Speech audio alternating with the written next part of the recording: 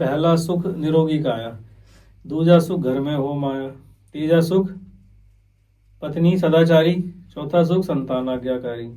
ये हम कैसे प्राप्त कर पाएंगे? वो तभी कर पाएंगे जब उन विकारों को ठीक से हैंडल कर पाएंगे।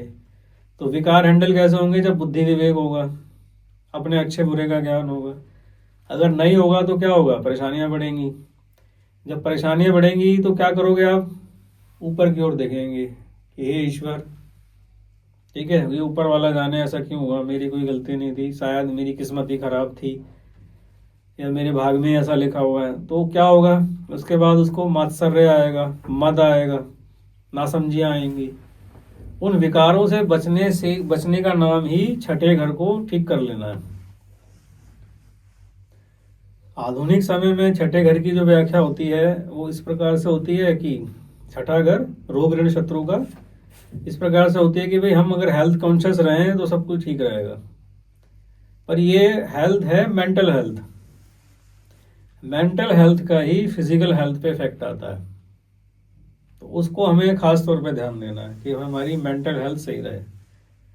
अब महिलाओं में क्या है कि वही भावनाएं ज़्यादा हैं, तो भावना के अतिरेक में, उसके प्रभाव में वो ज़्यादा बातें करने लग जाती हैं। उनको पता नहीं लगता कि मेरा अच्छा क्या है और बुरा क्या है, तब समस्याएं बढ़ जाती हैं। देखो, देवी स्थान से तो चक्र का संबंध है ही मूलाधार का, लेकिन एक चीज़ समझें कि मैं जो समझाना चाह रहा हूँ वो ये है कि हम जितने हमारे संबंध हैं, हम उन संबंधों को बेहतर करके भी इन चीज़ को ठीक कर सकते हैं। तो जो हमारी माता है, तो हमारी जैसे सास है तो वो माता समान ही है, तो दोनों ही उससे जुड़ी हुई हैं। ऐसी हमारी पत्नी है, हमारी बेटियां हैं, बहनें हैं, वो भी उसी चीज़ से जुड़ी हुई हैं। तो मुद्दा तो घूम फिर के यही आता है कि भाई वो बुद्धिमान बने, समझदारी के काम करें, और हम भी वही सब काम करें। तो जब ये चीज़ें होंगी तो बाकी चीज़ें भी ठीक होने लग जाएंगी।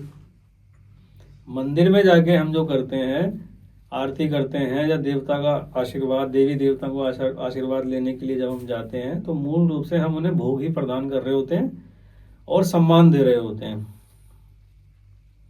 भगवान के आगे हाथ जोड़ते हैं हम, ठीक है, प्रार्थना करते हैं, तो मूल रूप से हम कर क्या रहे हैं? उनका मान सम्मान कर रहे हैं, उनको भोग प्रदान कर रहे हैं।